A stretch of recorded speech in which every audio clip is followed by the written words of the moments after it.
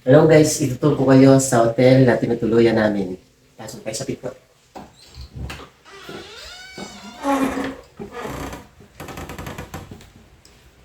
Pagpasok mo pa lang, nakikita mo na agad yung kama.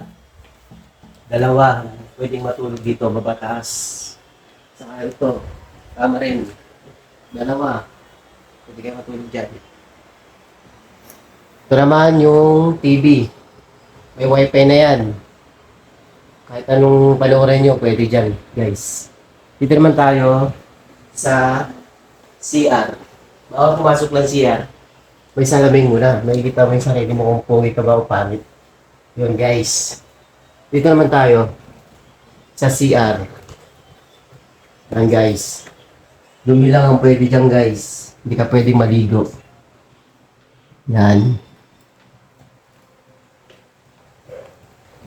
Dito naman tayo sa kusina.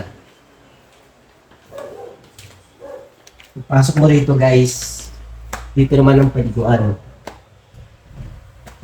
Buksan ko na. Yan. Meron siyang hot spring.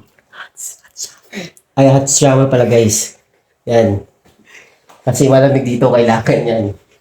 Malamig. Ako, hirap maligo pag walang hot shower. Sasarap ko na.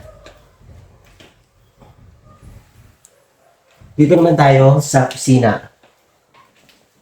Meron dito, guys, na lutuan.